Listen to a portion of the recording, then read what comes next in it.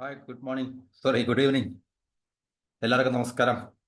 നമ്മളുടെ വീഡിയോയിലെ മറ്റൊരു പ്രധാനപ്പെട്ട ടോപ്പിക്കാണ് നമ്മൾ ഇന്ന് സംസാരിക്കുന്നത്. അതായത് നമ്മളുടെ വിദേശത്ത് പോയി ജോലി ചെയ്യുന്ന ആൾക്കാരും ബിസിനസ് ചെയ്യുന്ന ആൾക്കാരും ഒക്കെ പ്രവാസികൾ എന്ന് നമ്മൾ പറയുന്ന കൂട്ടർ നമ്മുടെ കേരളത്തിലേക്കും ഇന്ത്യയിലേക്കും ഒക്കെ അയക്കുന്ന പണത്തെക്കുറിച്ച് RBI പുറത്തിറക്കിയ, RBI എന്ന് പറയാൻ പറ്റില്ല, RBIയുടെ ബുള്ളറ്റിൻ അല്ല അത്. ശരിക്കും RBIയിൽ വർക്ക് ചെയ്യുന്ന ചില ആൾക്കാർ എഴുതിയ ആർട്ടിക്കിളാണ് അത്. RBI ഓൺ ചെയ്തിട്ടില്ല, അവരുടെ പേഴ്സണൽ ഒപ്പീനിയൻ ആണെന്നാണ് RBI പറഞ്ഞിട്ടുള്ളത്. അതിനകത്ത് വലിയ റിലവൻസ്, പ്രാധാന്യമൊന്നുമില്ല. an ആർട്ടിക്കിൾ, അതായത് changing dynamics of India's remittances insights from the 6th round of India's remittances survey, ഒരു സർവേയുടെ അടിസ്ഥാനത്തിൽ പബ്ലിഷ് ചെയ്ത ഒരു പ്രധാനപ്പെട്ട റിപ്പോർട്ട് തന്നെയാണത്. കാരണം വളരെ വാല്യുബിൾ ആയിട്ടുള്ള ഡേറ്റ അല്ലെങ്കിൽ ഇൻഫർമേഷനാണ് അതിനകത്ത് നമുക്ക് കിട്ടുന്നത്. ഒന്നുമില്ല, നമുക്ക് കേരളത്തിനും അല്ലെങ്കിൽ ഇന്ത്യക്കും ഒക്കെ ഈ പറഞ്ഞ പ്രവാസികൾ അയക്കുന്ന പണമിടപാടിൽ ഉള്ള റോള്, പങ്ക് അല്ലെങ്കിൽ അതിൻ്റെ റേറ്റിംഗ് ഒക്കെയാണ്. അപ്പോൾ ഇവിടുത്തെ ടൈറ്റിൽ പ്രവാസി അയക്കുന്ന പണം ഇരട്ടിയായി, കേരളം ഒന്നാം സ്ഥാനത്ത് തൊട്ടടുത്ത് പറഞ്ഞാൽ രണ്ടാമത്തെ സ്ഥാനമാണ് ശരിക്കും പറഞ്ഞു കഴിഞ്ഞാൽ. ഗൾഫിൽ നിന്നുള്ള പ്രവാസികൾ അയക്കുന്ന പണത്തിൻ്റെ അളവ് കുറഞ്ഞിട്ടുണ്ട്. അതുപോലെ തന്നെ മറ്റു വിവരങ്ങളാണ് നമുക്കിനകത്തിൽ പങ്കുവയ്ക്കാൻ സാധിക്കുന്നത്. വിദേശ ഇന്ത്യക്കാർ രാജ്യത്തേക്ക് അയക്കുന്ന പണത്തിൽ കേരളം വീണ്ടും രണ്ടാമത്. 2020-21 കാലഘട്ടത്തിൽ 10.2% മാത്രം ഉണ്ടായിരുന്ന കേരളത്തിന്റെ വിഹിതം 2023-24 സാമ്പത്തിക വർഷത്തിൽ 19.7% മാറുകയും ചെയ്തു. 2023-24 ഇന്ത്യയുടെ വിദേശ പണത്തിൽ 1/5 മലയാളിയുടെ സംഭാവനയാണ്. അപ്പോൾ നമുക്ക് ഈ റിപ്പോർട്ട്, ഇതാണ് ശരിക്കും പറഞ്ഞാൽ ഒറിജിനൽ റിപ്പോർട്ട് എന്ന് പറഞ്ഞാൽ, changing dynamics of India's remittances. ഇത് തയ്യാറാക്കിയത് ഈ ആൾക്കാരൊക്കെ തന്നെയാണ്. അത് നമുക്കിവിടെ ചർച്ചാ വിഷയമല്ല. അപ്പോൾ ഈ റിപ്പോർട്ടിൽ എന്താണ് പറഞ്ഞിരിക്കുന്നത് പറഞ്ഞാൽ, ഇതൊരു 13 പേജുള്ള റിപ്പോർട്ടാണിത്. അപ്പോൾ റിപ്പോർട്ടിൽ നമുക്ക് പറഞ്ഞിരിക്കുന്ന പ്രധാനപ്പെട്ട കാര്യങ്ങൾ എന്ന് പറഞ്ഞു കഴിഞ്ഞാൽ, നമ്മുടെ ഇന്ത്യയിലെ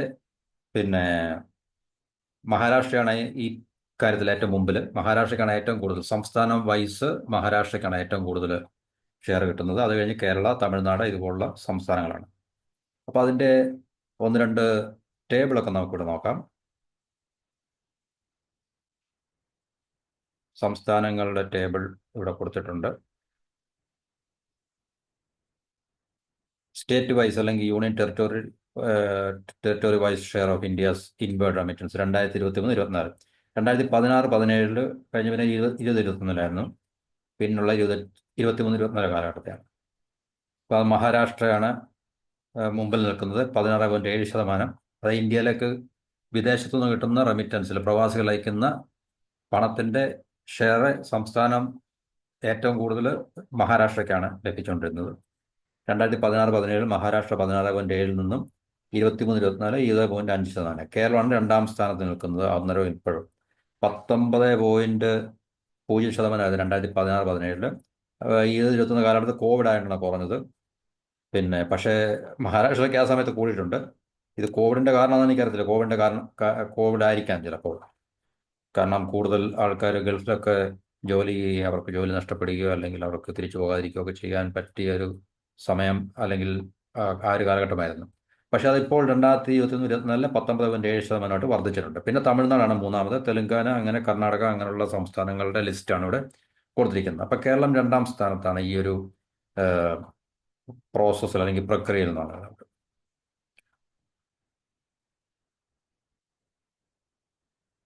അപ്പോൾ കേരളത്തിൽ നിന്നും കഴിഞ്ഞ ദിവസം നമ്മുടെ ഒന്നാം സ്ഥാനത്ത് മഹാരാഷ്ട്രയാണ്. കേരളവും മഹാരാഷ്ട്രയും തമ്മിൽ 0.8% വ്യത്യാസമാണെന്ന് ആണ് ഈ റിപ്പോർട്ട് കാണിക്കുന്നത്. എന്നാൽ ആ ടേബിൾ നമുക്കൊന്നുകൂടെ നോക്കാം. എവിടെയായിരുന്നു?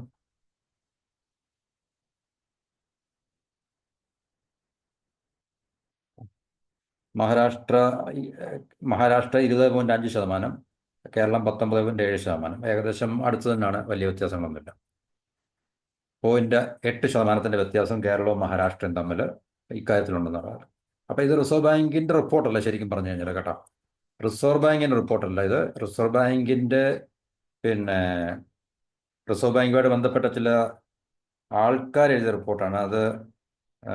ശരിക്കും പറഞ്ഞാൽ റിസർവ് ബാങ്കിൻ്റെ ഒഫീഷ്യലായിട്ടുള്ള റിപ്പോർട്ടല്ലെന്ന് അത് റിസർവ് ബാങ്ക് പറഞ്ഞിട്ടുണ്ട്. അത് ഞാൻ എവിടെയോ നോക്കട്ടെ, ഇതിനകത്തിലാണോ പറഞ്ഞത്, അത് മറ്റെവിടെയോ ഞാൻ വായിച്ചാണെന്ന് എനിക്കറിയത്തില്ല.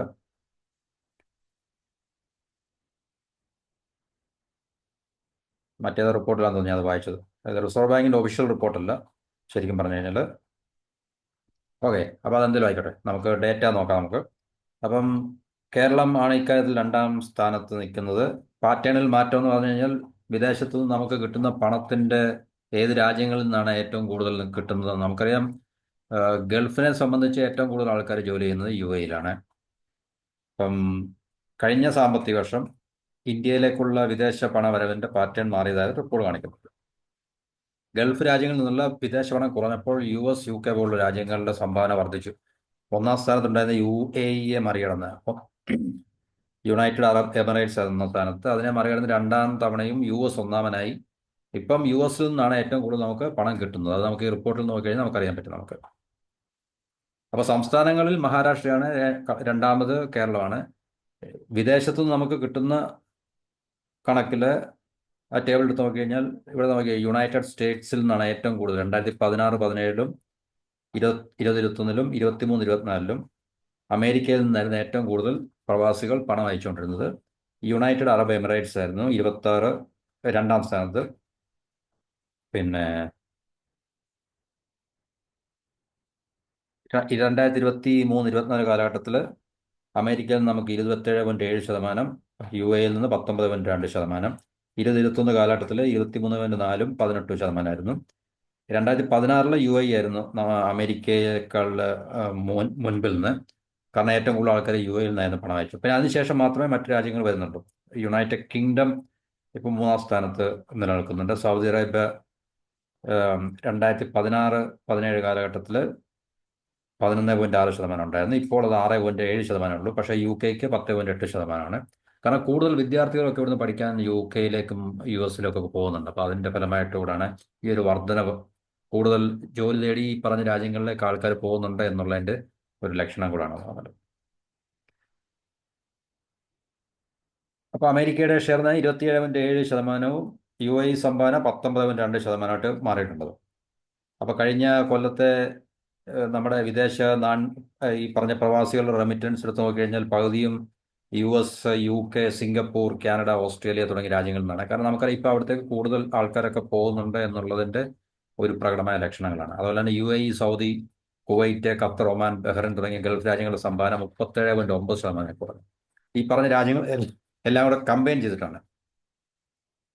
പക്ഷേ 16-17 കാലഘട്ടത്തിൽ 46.7%-ഓളം ഗൾഫ് രാജ്യങ്ങളിലേതായിരുന്നു. പക്ഷേ ഇപ്പോൾ അതിൽ ഗണ്യമായിട്ടുള്ള മാറ്റങ്ങളുണ്ടായി. ഇപ്പോൾ ഇവിടുത്തെ നമ്മൾ നോക്കിക്കഴിഞ്ഞാൽ ഈ യുണൈറ്റഡ് സ്റ്റേറ്റ്സ് കഴിഞ്ഞാൽ നമ്മുടെ UAE, പിന്നെ അത് കഴിഞ്ഞാൽ UK, പിന്നാണ് സൗദി അറേബ്യ, പിന്നെ Singapore, Kuwait, Qatar, Canada, Oman, Australia, Bahrain, Hong Kong, Germany, ഇങ്ങനെയാണ് ആ ലിസ്റ്റ് പോകുന്നത്.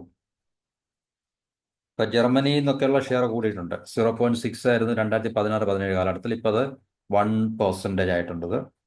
പിന്നെ ഹോങ്കോങ്ങിൻ്റെയും ഷെയർ കൂടിയിട്ടുണ്ട്. നേരത്തെ ഡേറ്റ അവൈലബിൾ അല്ലാന്ന്, ഇപ്പോൾ 1.3% ബഹ്റിൻ്റെയും കൂടിയിട്ടുണ്ട്. ഓസ്ട്രേലിയയിൽ നിന്നുള്ളതും 16-17 കാലഘട്ടത്തിലും 20-21 കാലഘട്ടത്തിലും ഇവിടെ ഒന്നും മെൻഷൻ ചെയ്തിട്ടില്ല, ഡേറ്റ അവൈലബിൾ അല്ലായിരിക്കും. പക്ഷേ ഇപ്പോൾ 2.3%-ഓളം റെമിറ്റൻസ് അവിടെ നിന്ന് കിട്ടുന്നുണ്ട്. ഒമാനിൽ നിന്നുള്ളത് ഇൻക്രീസ് ചെയ്തിട്ടുണ്ട്, കാനഡയിൽ നിന്നുള്ളത് ഇൻക്രീസ് ചെയ്തിട്ടുണ്ട്. കാരണം ഇപ്പോൾ അവിടത്തേക്ക് ഒത്തിരി ഇൻഫ്ലോ ഉണ്ടല്ലോ, സ്റ്റുഡൻസിൻ്റെയും അല്ലെങ്കിൽ മറ്റു തൊഴിൽ തേടി പോകുന്നവരുടെയൊക്കെ എണ്ണം കൂടുതലാണ്. അതുകൊണ്ടൊക്കെയാണ് ഈ പറഞ്ഞ രാജ്യങ്ങൾ. അതുപോലെ ഖത്തറിൽ നിന്നുള്ളതിൻ്റെ കുറഞ്ഞിട്ടുണ്ട്. 2020-21 5.7 ഇപ്പോൾ 4.1 ആയിട്ടുണ്ട്.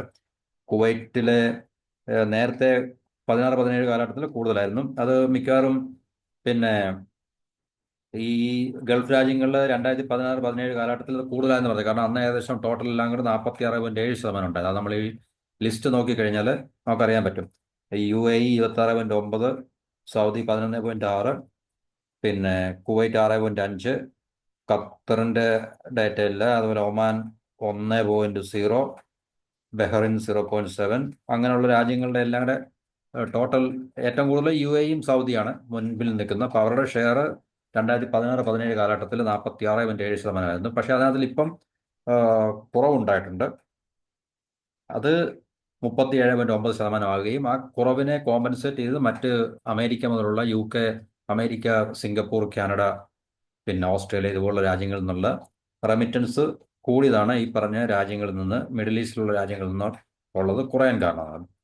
അപ്പം മിഡിൽ ഈസ്റ്റിലെ ഏറ്റവും കൂടുതൽ നമുക്കറിയാം ഇവിടുന്ന് പോകുന്ന പ്രവാസികൾ ഏറ്റവും കൂടുതൽ യു എയിലോട്ടാണ് പോകുന്നത്.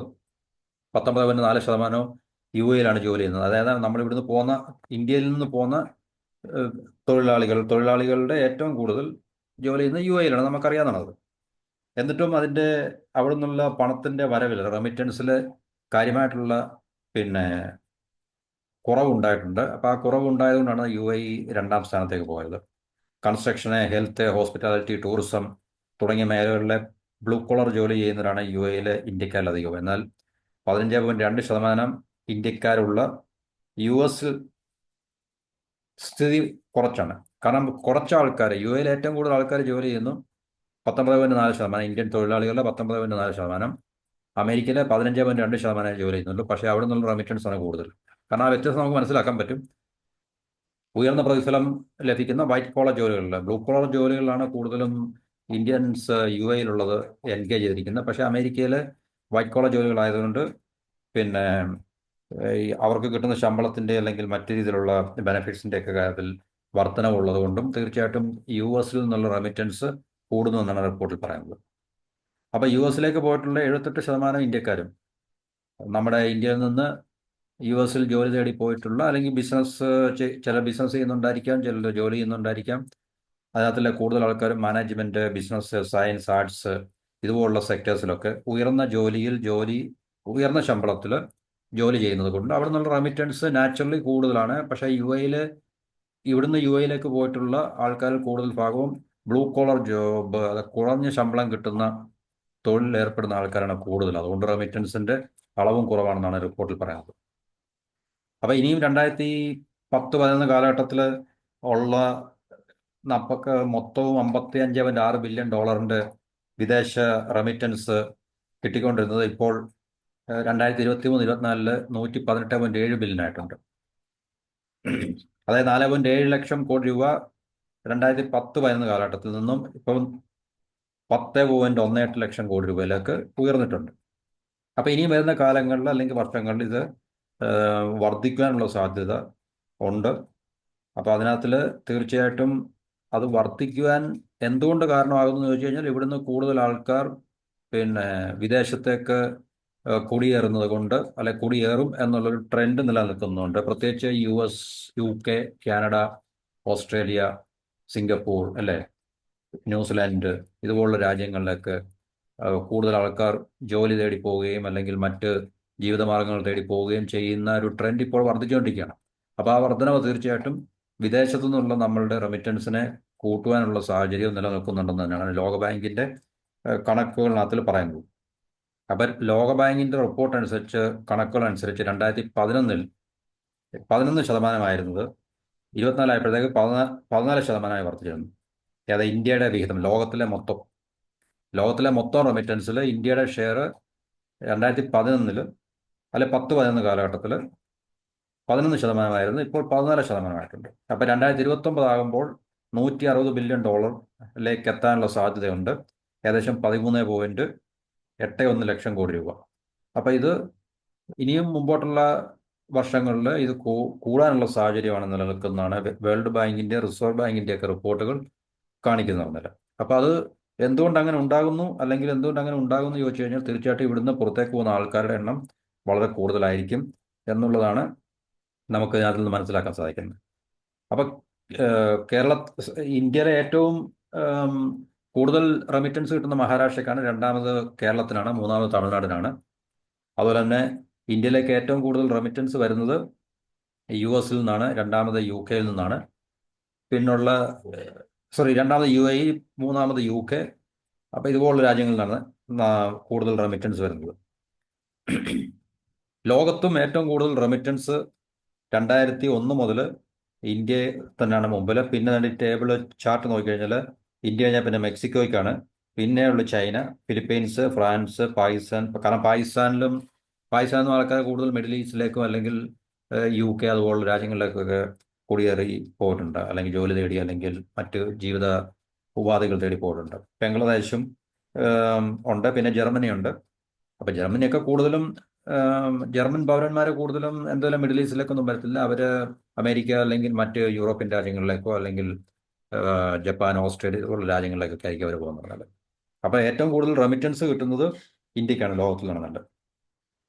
മനസ്സിലായല്ലോ. അപ്പോൾ ആ റെമിറ്റൻസിൽ പിന്നെ രണ്ടാമത് വരുന്നത് Mexico, China, Philippines, France, Pakistan, Bangladesh ഒക്കെ ആണ്. അപ്പോൾ അക്കാര്യത്തിലും റെമിറ്റൻസിന്റെ കാര്യത്തിലും ഗ്ലോബലി ഏറ്റവും കൂടുതൽ ഇന്ത്യക്കാണ് മുൻപന്തിയിൽ നിൽക്കുന്നത്.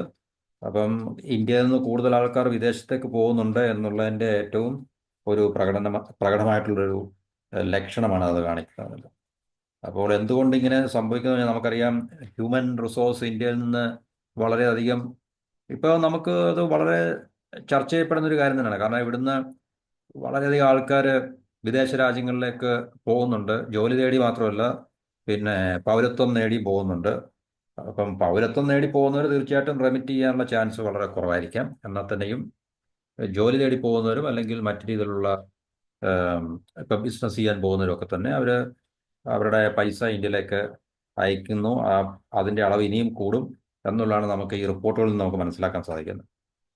അപ്പോൾ ഇതിൻ്റെ റെമിറ്റൻസിൻ്റെ കോസ്റ്റ് അതൊക്കെ നമുക്ക് ഇവിടെ ഇപ്പോൾ തൽക്കാലം ചർച്ച ചെയ്യേണ്ട ആവശ്യമില്ല. അപ്പോൾ ഇത്രയാണ് പ്രധാനപ്പെട്ട വിഷയങ്ങൾ എന്ന് പറഞ്ഞു കഴിഞ്ഞാൽ നമ്മളുടെ ഈ ഫോറിൻ റെമിറ്റൻസുമായിട്ട് ബന്ധപ്പെട്ട്. അപ്പം നമ്മളുടെ ഈ പിന്നെ വ്യാപാരത്തിലുള്ള ആ വലിയൊരു പിന്നെ ഇടിവുണ്ടല്ലോ. കാരണം ലോകത്തിലെ വലിയൊരു വ്യാപാര ശക്തി നമ്മളല്ലാത്തതുകൊണ്ട് നമുക്ക് പലപ്പോഴും നമ്മുടെ എക്സ്പോർട്ട് ഇമ്പോർട്ട് ആ മേഖല കണക്കിലെടുക്കുമ്പോൾ നമുക്ക് അതിനകത്തിലൊക്കെ വരുന്ന വലിയൊരു കുറവ് ഈ റെമിറ്റൻസ് കൊണ്ട് പരിഹരിക്കപ്പെടുകയാണ് എപ്പോഴും ചെയ്യുന്നത്. അപ്പോൾ ഗവൺമെൻറ് തീർച്ചയായിട്ടും ഇതിനെ എല്ലാ രീതിയിലും ഗവൺമെൻറ് പ്രോത്സാഹിപ്പിക്കുന്ന ഒരു കാര്യങ്ങളാണ്. കാരണം കൂടുതൽ ഫോറിൻ എക്സ്ചേഞ്ച് നമുക്ക് കിട്ടും കാരണം ഇവിടുത്തെ ഹ്യൂമൻ റിസോഴ്സിനെ കയറ്റി അയക്കുകയാണല്ലോ ശരിക്കും പറഞ്ഞാൽ. ഹ്യൂമൻ റിസോഴ്സിനെ കയറ്റി അയക്കുകയാണല്ലോ. നമ്മൾ മറ്റു സാധനങ്ങൾ, മെർച്ചൻഡൈസ്, ഗുഡ്സ് കയറ്റി അയക്കുന്നത് പോലെ തന്നെ ഹ്യൂമൻ റിസോഴ്സിനെ നമ്മൾ എക്സ്പോർട്ട് ചെയ്യുകയാണ്. എക്സ്പോർട്ട് ചെയ്യുമ്പോൾ ഇത് ഹ്യൂമൻ റിസോഴ്സിനെ എക്സ്പോർട്ട് ചെയ്യും. മനുഷ്യ വിഭവശേഷിയെ അല്ലെങ്കിൽ മനുഷ്യ വിഭവത്തിനെ നമ്മൾ ഹ്യൂമൻ റിസോഴ്സിനെ എക്സ്പോർട്ട് ചെയ്യുന്നതിന് തുല്യമാണ്. അപ്പോൾ എക്സ്പോർട്ട് ചെയ്യുന്നതും നമുക്ക് കിട്ടുന്ന ഫോറിൻ എക്സ്ചേഞ്ച് ആണ്. ഇപ്പം നമ്മൾ സാധനങ്ങൾ അമേരിക്കയിലേക്കോ ചൈനയിലേക്കോ ഒക്കെ നമ്മൾ കയറ്റി അയക്കുമ്പോൾ നമുക്ക് ഫോറിൻ എക്സ്ചേഞ്ച് അല്ലെങ്കിൽ ഫോറിൻ കറൻസി കിട്ടുന്നത് പോലെ തന്നെയാണ് ഇവിടുന്ന് ഉള്ള നമ്മളുടെ ആൾക്കാർ വിദേശത്ത് പോയി ജോലി ചെയ്യുകയോ ബിസിനസ് ചെയ്യുകയോ ഒക്കെ ചെയ്തതിൻ്റെ ഫലമായിട്ട് അവിടുന്ന് അവർ ആ പണം തിരിച്ച് ഇന്ത്യയിലേക്ക് അയക്കുന്നതെന്നാണ്. അപ്പം ഇത് ശരിക്കും പറഞ്ഞാൽ വളരെ ശ്രദ്ധേയമായിട്ടുള്ളൊരു കാര്യമാണ്. ഇന്ത്യയെ സംബന്ധിച്ച് പിന്നെ ഏറ്റവും പ്രധാനപ്പെട്ട ഒരു സെക്ടർ കൂടാണ്. അപ്പോൾ തീർച്ചയായിട്ടും ഇന്ത്യയുടെ ഗവൺമെൻറ്റും ഇക്കാര്യത്തിലൊന്നും വിമുഖത കാട്ടുന്നൊന്നുമില്ല. കാരണം നമ്മൾ ഒട്ടുമിക്ക എല്ലാ പ്രധാനപ്പെട്ട രാജ്യങ്ങളുമായിട്ടും നല്ല രീതിയിലുള്ള സൗഹൃദവും ബന്ധവും. കാരണം ഇത് ഇപ്പോൾ ഒരു രാജ്യത്തേക്ക് വെറുതെ ഇവിടുന്ന് ഒരു പൗരന് പോയി ജോലി നോക്കുകയോ അല്ലെങ്കിൽ പൗരത്വം തേടാൻ സാധിക്കത്തില്ല. കാരണം ഇന്ത്യയും ആ രാജ്യം തമ്മിലുള്ള ഡിപ്ലോമാറ്റിക് റിലേഷൻസ് അല്ലെങ്കിൽ ബയലാറ്ററൽ റിലേഷൻസ്, ഉഭയകക്ഷി ബന്ധം നല്ല ശക്തമാകുകയും കരാറുകളിലേക്ക് അടിസ്ഥാനത്തിൽ മാത്രമേ നമുക്ക് ഇവിടുന്ന് കാനഡയിലേക്കായാലും ഓസ്ട്രേലിയയിലേക്കായാലും അല്ലെങ്കിൽ ന്യൂസിലൻഡിലേക്കായാലും സിംഗപ്പൂരിലേക്കായാലും ഒക്കെ പോകാൻ സാധിക്കത്തുള്ളൂ. അപ്പോൾ തീർച്ചയായിട്ടും ഇന്ത്യ ഈ പറഞ്ഞ രാജ്യങ്ങളുമായിട്ടുള്ള നല്ല സൗഹൃദ ബന്ധം, ഇപ്പം മിഡിൽ ഈസ്റ്റിലെ UAE, പിന്നെ സൗദി, ഇതുപോലുള്ള രാജ്യങ്ങൾ ഒക്കെ തന്നെ നമ്മൾ ഉഭയകക്ഷി ബന്ധങ്ങൾ ശക്തമായതുകൊണ്ടും വളരെ ഫ്രണ്ട്ലി ആയതുകൊണ്ടാണ് ഇതൊക്കെ സാധ്യമാകുന്നത്. അപ്പോൾ ഗവൺമെൻറ് ഈ ഒരു കാര്യത്തിൽ വിമുഖതയൊന്നും കാട്ടുന്നില്ല. കാരണം ഇവിടുന്ന് കൂടുതൽ ആൾക്കാർ വിദേശത്ത് പോയി ജോലി ചെയ്യുന്നതിൽ ഗവൺമെൻറ്റിനെ സംബന്ധിച്ച് വലിയ വിഷയമാണൊന്നുമില്ല. കാരണം ഗവൺമെൻറ്റിന് വളരെ ഈസി ആയിട്ട് ഫോറിൻ എക്സ്ചേഞ്ച് കിട്ടുന്നുണ്ട് കാരണം ഇതെല്ലാം നമ്മളുടെ ഫോറിൻ റിസർവിലേക്കാണല്ലോ വരുന്നത്, രാജ്യത്തിൻ്റെ ഫോറിൻ കറൻസി റിസർവിലേക്കാണല്ലോ വരുന്നത്. അപ്പോൾ അത് രാജ്യത്തിൻ്റെ ഒരു എക്കണോമിക് സ്റ്റെബിലിറ്റി. കാരണം മറ്റു രീതിയിൽ നമുക്ക് ഇപ്പം ചൈനയുടെ ഷെയർ ഒക്കെ വളരെ കുറവാണ്. കാരണം അവർക്ക് തീർച്ചയായിട്ടും അവരുടെ മെർച്ചൻഡൈസ്, ഗുഡ്സ്, സാധനങ്ങൾ അവർ വിറ്റ് ഇല്ലേ, അവർ വലിയൊരു എക്സ്പോർട്ടിങ് നേഷൻ ആയതുകൊണ്ട് അവർക്ക് അതിൽ കൂടെ വൻതോതിലുള്ള ഫോറിൻ കറൻസി അല്ലെങ്കിൽ ഫോറിൻ എക്സ്ചേഞ്ച് അവർക്ക് ഉണ്ടാക്കാൻ സാധിക്കുന്നുണ്ട്. ഇപ്പം മാൻ പവർ എക്സ്പോർട്ട് ചെയ്ത് അവർക്ക് തീർച്ചയായിട്ടും, കാരണം അവരുടെ രാജ്യത്തെ ആഭ്യന്തരമായിട്ടുള്ള ആവശ്യങ്ങൾക്ക് തന്നെ മാനുഫാക്ചറിങ് അതുപോലുള്ള മറ്റ് സർവീസ് സെക്ടറിലേക്ക് തന്നെ അവരുടെ ഹ്യൂമൻ റിസോഴ്സിനെ ഡിപ്ലോയ് ചെയ്യേണ്ട വലിയൊരു ആവശ്യം അവർക്കുള്ളത് കൊണ്ട് ഇന്ത്യയിലെ ഇപ്പോൾ സമ്പദ് വ്യവസ്ഥ അത്രയ്ക്ക് ഡൈനാമിക് അല്ലാത്തത് കൊണ്ടും നമ്മുടെ മാനുഫാക്ചറിങ് സെക്ടറൊന്നും ചൈനയെ പോലെയൊക്കെ തന്നെ അത്രയ്ക്ക് വൈഡായിട്ടുള്ള അല്ലെങ്കിൽ സപ്ലൈ ചെയിനൊന്നും അത്രയ്ക്ക് വൈഡായിട്ടുള്ളതല്ലാത്തതുകൊണ്ട് നമുക്ക് തീർച്ചയായിട്ടും ഇഷ്ടംപോലെ ഹ്യൂമൻ റിസോഴ്സ് അഡീഷണലായിട്ട് നമുക്കുണ്ട്. എന്നുവെച്ചാൽ യൂട്ടിലൈസ് ചെയ്ത് കിടപ്പുണ്ട്. ഈ ഇന്ത്യക്കകത്ത് നമുക്ക് യൂട്ടിലൈസ് ചെയ്യാനുള്ള സ്കോപ്പ് ഇല്ല, അതിനുള്ള പൊട്ടൻഷ്യൽ ഇല്ല, അവരെ അക്കോമഡേറ്റ് ചെയ്യാനുള്ള സാഹചര്യം ഇവിടെ ഇല്ല. അതുകൊണ്ട് തീർച്ചയായിട്ടും ഈ ആയിരക്കണക്കിന് പതിനായിരക്കണക്കിന് ഹ്യൂമൻ റിസോഴ്സിനെ നമുക്ക് തീർച്ചയായിട്ടും വിദേശത്തേക്ക് കയറ്റി അയക്കാൻ ഇപ്പോൾ കുഴപ്പമില്ല. പക്ഷെ നാളെ നമ്മൾ വലിയൊരു മാനുഫാക്ചറിങ് പവറായിട്ട് മാറുകയാണെങ്കിൽ, ഇന്ത്യയിൽ അല്ല ഇപ്പോൾ ചൈനയെ പോലെ നമ്മളുടെ അവസ്ഥയിലേക്ക് വരികയാണെങ്കിൽ, പിന്നെ തീർച്ചയായിട്ടും നമുക്ക് ഇവിടെ ജോലി ചെയ്യാൻ ഹ്യൂമൻ റിസോഴ്സ് അത്യാവശ്യമാണ്. അപ്പോൾ ഇന്ന് വിദേശത്തേക്ക് പോകുന്ന അത്രയും ആൾക്കാരെ നമുക്ക് അന്ന് ഒരു പക്ഷേ കയറ്റി അയക്കേണ്ട ആവശ്യം വരത്തില്ലായിരിക്കും, അല്ലെങ്കിൽ അന്ന് നമുക്ക് കയറ്റി അയക്കാൻ പറ്റത്തില്ലായിരിക്കും. കാരണം ഇവിടെ തന്നെ ഉള്ള ജോലി ചെയ്യുവാൻ നമുക്ക് ഹ്യൂമൻ റിസോഴ്സിന് ആവശ്യമുള്ളതുകൊണ്ട്. പക്ഷേ ഇപ്പോഴത്തെ ഇന്ത്യയുടെ സ്ഥിതി അനുസരിച്ച് തീർച്ചയായിട്ടും എത്ര ആൾക്കാരെ വേണമെങ്കിലും നമുക്ക് കയറ്റി അങ്ങോട്ട് അയക്കാം. കാരണം നമ്മുടെ മാനുഫാക്ചറിങ് സെക്ടറൊന്നും അത്രയ്ക്ക് പിന്നെ എന്താണ് പറയുന്നത് വലുതല്ല, അത്രയ്ക്ക് വ്യാപകമായിട്ടുള്ളതല്ല. അപ്പോൾ തീർച്ചയായിട്ടും ഇപ്പോൾ നമുക്ക് തീർച്ചയായിട്ടും ആൾക്കാരെ കൂടുതൽ വിദേശത്തേക്ക് എക്സ്പോർട്ട് ചെയ്യാന്ന് പറഞ്ഞു കഴിഞ്ഞാൽ അതിനകത്തിൽ ഗവൺമെന്റ് ഇപ്പോൾ പിന്നെ പ്രത്യേകിച്ച് സ്ട്രിക്റ്റ് ആയിട്ടുള്ള ഹാർഷായിട്ടുള്ള പോളിസീസ് നടക്കേണ്ട ആവശ്യമൊന്നുമില്ല. പക്ഷേ ഭാവിയിൽ നമുക്ക് നമ്മുടെ സമ്പദ് വ്യവസ്ഥയുടെ വളർച്ചയ്ക്കനുസരിച്ച് നമുക്ക് ഹ്യൂമൻ റിസോഴ്സിനെ ആവശ്യമായിട്ട് വരും. അപ്പോൾ തീർച്ചയായിട്ടും ഇത്രയും ഗണ്യമായിട്ടുള്ള ഹ്യൂമൻ റിസോഴ്സിനെ എക്സ്പോർട്ട് ചെയ്യേണ്ട ഒരു പിന്നെ സാഹചര്യം അപ്പോൾ നിലവിൽ ഉണ്ടാകത്തില്ല. അപ്പോൾ ചിലപ്പോൾ നമുക്ക് ഈ പറഞ്ഞ ഫോറിൻ റെമിറ്റൻസിൻ്റെയൊക്കെ അളവൊക്കെ അന്നേരം കുറയുമായിരിക്കും. പക്ഷേ ഇപ്പോൾ അത് വർദ്ധിച്ചുകൊണ്ടിരിക്കുകയാണ്. ആ വർദ്ധിച്ചുകൊണ്ടിരിക്കുന്നതിന് കാരണം കൂടുതൽ ആൾക്കാർ വിദേശത്തേക്ക് ജോലി തേടി പോകുന്നത് കൊണ്ടാണ്, അല്ലെങ്കിൽ മറ്റു ജീവിത മാർഗങ്ങൾ തേടി പോകുന്നതുകൊണ്ടാണെന്നുള്ള കാര്യം സംശയമൊന്നുമില്ല. ചൈനയെ പോലുള്ള രാജ്യത്തിന് ഇപ്പോൾ അത്രയ്ക്ക് കൂടുതൽ, കാരണം ചൈനയിൽ നിന്ന് ആൾക്കാർ കൂടുതൽ വിദേശത്തേക്ക് പോകുന്നുണ്ടില്ലെന്ന് പറയുന്നില്ല. കാരണം ചൈന ഇത്രയും വലിയൊരു ഇക്കണോമിക് പവർ ഹൗസ് ആയിട്ട് തന്നെ അവിടുന്ന് ആൾക്കാർ ഒത്തിരി വിദേശത്തേക്ക് പോകുന്നുണ്ട്. അപ്പം എന്തായാലും ഫോറിൻ റെമിറ്റൻസിൽ അവർ ഈ മെക്സിക്കോയ്ക്കും പിന്നിലാണ്. രണ്ടാമത് മെക്സിക്കോ ആണ്, മൂന്നാമതാണ് ചൈന എന്നുണ്ടല്ലോ. ഫിലിപ്പീൻസ് ഒക്കെ അതിൻ്റെ അടുത്താണ്. കാരണം ഫിലിപ്പീൻസിൽ നിന്നൊക്കെ ഒത്തിരി ആൾക്കാർ മിഡിൽ ഈസ്റ്റിലും അതുപോലുള്ള രാജ്യങ്ങളിലൊക്കെ, ഓസ്ട്രേലിയ അല്ലെങ്കിൽ അതുപോലുള്ള രാജ്യങ്ങളിൽ കാനഡയിലൊക്കെ ഉണ്ട്. ഫിലിപ്പീൻസിൽ നിന്ന് പോകുന്നുണ്ട് ഒത്തിരി ആൾക്കാർ.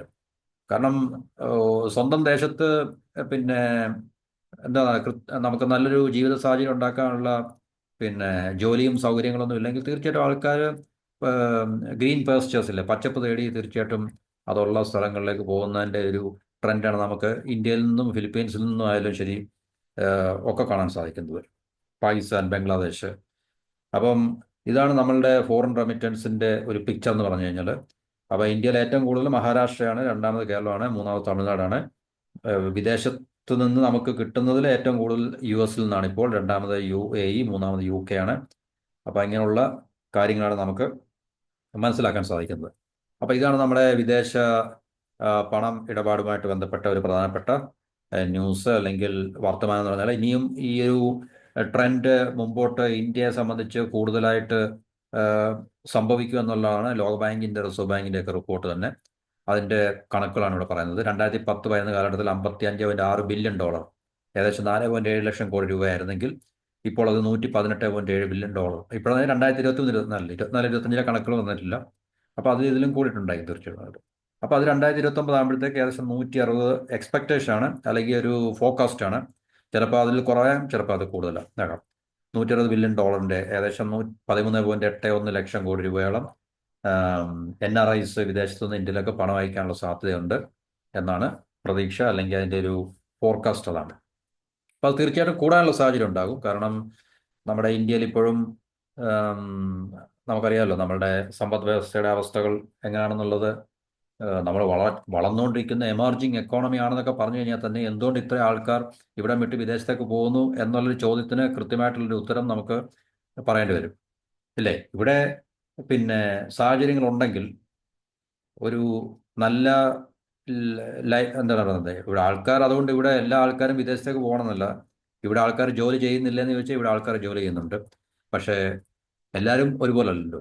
ഈ ഒരു ട്രെൻഡ് കൂടുന്നത് എന്തുകൊണ്ടാണെന്ന് ചോദിച്ചു കഴിഞ്ഞാൽ തീർച്ചയായിട്ടും നമ്മളെക്കാളിൽ കൂടുതൽ ജീവിത സൗകര്യങ്ങൾ മറ്റ് രാജ്യത്ത് പോയി ജോലി ചെയ്ത് കഴിഞ്ഞാൽ അല്ലെങ്കിൽ ബിസിനസ് ചെയ്ത് കഴിഞ്ഞാൽ കിട്ടും എന്ന ഉറപ്പുള്ളതുകൊണ്ടാണല്ലോ വിദേശത്തേക്ക് ആൾക്കാർ പോകുന്നത്. അപ്പം ആ ഒരു ട്രെൻഡ് നിലനിൽക്കുന്നുണ്ട്. അത് ഭാവിയിലും ഇനിയും വരുന്ന ഭാവിയിൽ, ഷോർട്ട് മീഡിയം ടേമിലെങ്കിലും, ലോങ് ടേമിലെ നമുക്കറിയത്തില്ല. ഞാൻ നേരത്തെ പറഞ്ഞു ഇന്ത്യ വലിയൊരു മാനുഫാക്ചറിങ് പവർ ഹൗസ് ഒക്കെ ആകുന്നൊരു ട്രെൻഡ് അല്ലെങ്കിൽ അങ്ങനെ ഒരു അവസ്ഥയിലേക്ക് വരുമ്പോൾ നമുക്കിവിടെ ഹ്യൂമൻ റിസോഴ്സിൻ്റെ വൻതോതിലുള്ള ആവശ്യം വരും. അപ്പോൾ തീർച്ചയായിട്ടും ഇത്രയും ആൾക്കാരെ നമുക്ക് പുറത്തേക്ക് വിടാൻ ഉള്ള സാഹചര്യമായിരിക്കത്തില്ല അതപ്പോൾ. പക്ഷേ ഇപ്പോൾ നിലനിൽക്കുന്ന ട്രെൻഡ് അനുസരിച്ച് ഈ ഒരു പോക്ക് വളരെ കൂടി അല്ലെങ്കിൽ വർദ്ധിച്ചു വരുന്ന ഒരു അവസ്ഥയാണ് നമുക്ക് കാണാൻ സാധിക്കുന്നത്. അപ്പോൾ ഭാവിയിൽ 2029-30 കാലഘട്ടത്തിലും തീർച്ചയായിട്ടും ഈ ഒരു റെമിറ്റൻസിലെ വൻതോതിലുള്ള വർധനവ് ഉണ്ടാകും. ആ വർധനവ് ഉണ്ടാകുന്നതിൻ്റെ കാരണം കൂടുതൽ ആൾക്കാർ വിദേശത്തേക്ക് പോയി അവരുടെ ജീവിതമാർഗങ്ങൾ തേടും എന്നുള്ള ഒരു വ്യക്തമായ കാഴ്ചപ്പാടിൻ്റെ അടിസ്ഥാനത്തിലാണ്. അപ്പോൾ ഇത്രയാണ് നമുക്ക് ഇതിനെക്കുറിച്ച് പറയാനുള്ളത്. അപ്പം ഇത്രയും പറഞ്ഞുകൊണ്ട് ഈ വീഡിയോ ഇവിടെ ഞാൻ സ്റ്റോപ്പ് ചെയ്യുകയാണ്. എല്ലാവർക്കും അതുപോലെ നന്ദി, നമസ്കാരം. ചാനൽ സപ്പോർട്ട് ചെയ്ത് സബ്സ്ക്രൈബ് ചെയ്യുക. അടുത്തൊരു പ്രധാനപ്പെട്ട വിഷയമായിട്ട് നമുക്ക് മറ്റൊരു വീഡിയോയിൽ കാണാം. എല്ലാവർക്കും ഒരിക്കൽ കൂടി നന്ദി പറഞ്ഞുകൊണ്ട് have a nice day and thank you for watching and listening.